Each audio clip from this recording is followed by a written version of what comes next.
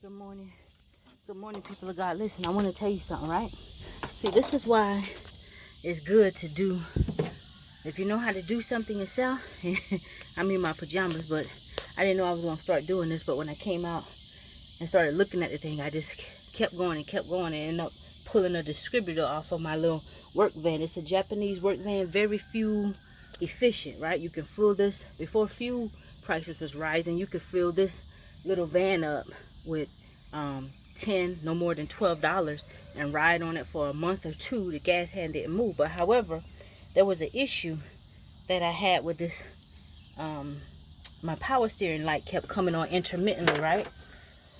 And because I didn't know anything about a Japanese vehicle, it's just a 3-cylinder engine, alternators there. You know, it's just a small, simple engine, but it's Japanese. I didn't know anything. So I was recommended this young guy who's got a shop. They do good work. But listen, sometimes it's good to know to do things by yourself or learn how to do it, even if you have to wait and take your time if you can afford to. Because, excuse me, when some people make mistakes, they don't want to tell you that they made a mistake. They don't want to tell you that they broke something, and because they may not be able to get the part, or they may not know how to go beyond what they did, or they may just get tired. You know, people are in business to make money, and they may get tired of spending time on one vehicle, even if they did make a mistake, which that's not always the right thing to do, right? But still, yet, this is why it's good to learn how to do your stuff yourself. So he fixed the thing that was causing my my power steering to go out intermittently, which was the coil pack. But he damaged something else, and when I went to pick up the vehicle, I could tell he kept it for a very long time. And I was like, I'm in no rush. It's just my work vehicle. You know, I use it to do what I need to do sometimes. But when I got it, when I went to go pick it up, he couldn't. His eyes went down. I could immediately tell that there was something deceptive that is going on. And he's a nice guy, but I said, everything's okay. Yeah. I said, you sure? And he was acting real agitated because I knew he did something wrong. I didn't know what it was. I said, Lord have mercy, right? Nobody ever touched this vehicle but him and I.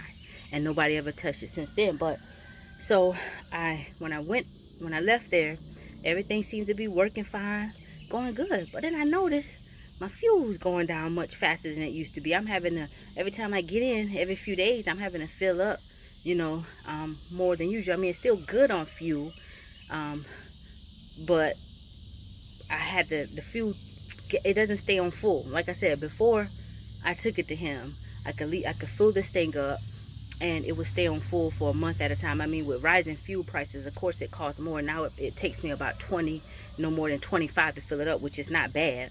But it doesn't stay on full. It moves faster than it used to.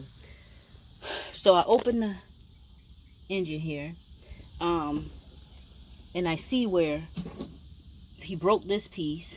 This is a thermal plug, and basically 2 hoses run from this thermal plug here.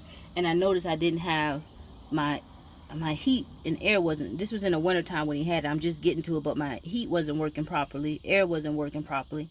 So I noticed this thermal plug broke. You can't really get parts for this vehicle, like I said, because it's Japanese, and if you do, sometimes you have to wait for a long time to receive the shipment. So he capped these 2 hoses off here with the little cap, which is good that he did that. But you know, he should have told me he broke this, right? So I have a replacement. I ordered a replacement. I don't know what I did with it, but what did I do with it? Oh, so I have a replacement here. I just hadn't had time to get to it, but I'm gonna get to it this morning. All right. So I ordered a replacement, and it's not exact same, but I pray to God that I think the threads will match up and everything, and I will still be able to run the 2 hoses back here. So I'm going to guard this with a lot of safety so these won't break. Put that aside. Then what I noticed he also did, this is the old distributor. Okay, this is melted. This piece here on the distributor, a hose runs to the distributor, and it was causing my engine to run funny. So what he did, this is the hose. I don't know if you can see, this is the hose that's supposed to go on to this little piece here right here that's melted off. He just plugged this with a nail. See what I'm saying? Now I've got a new distributor, which is not new, it's used. A guy in Florida sells some used parts, so he sent me. This is what that hose is supposed to fit on, right here. So, and I'm praying all this distributor is good. Then I had a leak. The O-ring, the leak to the O-ring distributor was leaking. So, the guy said he replaced it, but you can see this O-ring is not the same as the original. See how this flat original O-ring is? So this is the used distributor that I ordered. I've sprayed some WD-40 to keep this distributor loosened up a little bit. And I'm just going to leave the original distributor on that one.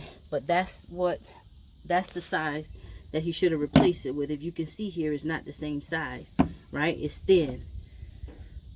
So I'm out here correcting this work to this workman, and this is why it's good to be able to do things yourself, or know how things should be done, or know how to go behind someone when you're paying them to do a job. It's not that, you know, everyone feels like doing this type of work. I know I don't always, but I'd rather try to do stuff myself than let somebody take the piss out of me. And then when you pay money to get things replaced and you have to go back and do what you need to do, and you find yourself breaking down or things not going right, you know, nobody has time for that, especially in this day and time with the way the economy and things are. So I'm not going to go back to him.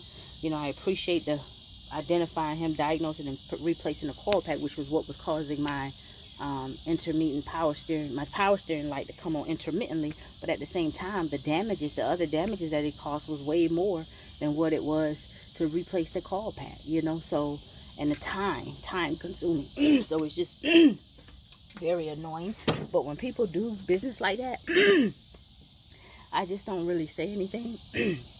Of course it's wrong, but I mean, sometimes you can let people know, hey, I found out why the problem you caused, this is why you was acting like that, you did this is the problem. They're probably going to deny it anyway. Sometimes you just save yourself the trouble and say, Lord, you deal with it. Just give me the strength and energy and resources I need to correct the problem and go on about my business. You know, when folk run a business like that, they don't have good luck.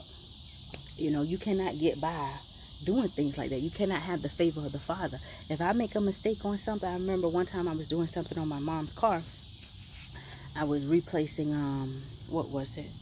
Her brakes. And when I took the caliper bracket off, when I put the second bolt in down to the bottom, the big caliper bracket bolt, I accidentally scripted the bolt, but it was no big deal because, you know, I still fit it in there and it didn't damage the main bracket or whatever. And I could easily run up to the parts store or get a new bolt, but it wasn't really script bad, so I could still reuse that bolt. But I still took it back off and I went and I showed her. I said, well, if you ever, you know, get your brakes replaced, this bolt is script just a little bit, but it's not bad. You can still use the same type of socket to just replace it, but I just won't let you know I accidentally scripted it. But it wasn't bad, you know. It wasn't nothing that, oh, you need to replace it or you're not going to be able to remove it. No, it was a simple thing, but still, yet I told her. You know, everybody is not like that. People are liars and crooks. So you need to be aware and you need to learn how to do things yourself. That's all. Save yourself time and headache. And if you don't know how to do things, now is a time while we have technology at our hands, while we can order books and manuals. What else is there to do? You know, Malcolm X said this: knowledge is power. Knowledge is power. And you will have some people getting upset with you because they can't take advantage of you. You know, and when being a woman, a lot of folk take advantage of us women in these fields of mechanical issues and certain things that they know we don't know a lot. But when you have a woman who has been through some stuff and who doesn't want to go through stuff anymore, doesn't want to be taken advantage of, and I'm speaking of myself, a single woman, not married, you know, I don't want nobody to keep taking advantage of me like that. So I had to learn. And when you meet folk out here, you have some men who are not mature in their mind. When they meet a young lady like me, they are immediately offended. I don't even call them young men, they're grown boys, because you get some men that say, oh, she thinks she her man and her woman, she ain't need no man. See, they get offended because when they meet me, they don't even know, they observe me and they see that maybe I can do things that they can't do. And so some men, rather than learning how to nurture the strengths in me and maybe learn from me, level up, and learn from me, nurture the strength that's in me as a woman, and learn why I'm doing what I'm doing. You have young boys, they will be quick to put their mouth against a woman like me. They don't know my story. So if you're a woman and you have to learn what you have to do, don't let nobody break your confidence. I don't care who it is. If it's a grown man, he ain't gonna come at you like that. You know, I got a lot of my elders who have watched me. As a matter of fact, I just got off the phone with one of my elders. His wife died a couple of months ago. Every now and then he would stop by, get some eggs for he and his wife. And if I needed a hand with something, he's a mechanic as well. He would help me. Or if I ran into an issue that I'm not sure of, I call him. I got uncles, you know, that I can call. I try not to bother my two uncles too much because they're very busy and they got children. One of my uncles, they got a lot of children, but you know, between them two, they can do anything, you know. So if I run into a hard place where I need some advice or I need to learn, or if I need someone here, I got my two uncles I can call, but they don't live in the same city with me, and they're very busy. They have a lot going on. They're business owners, and like I said, they're married and they have a lot of children. So I try not to bother them, but you know, as much as I've learned as a young lady, I'm not able to be taken advantage of like I used to be.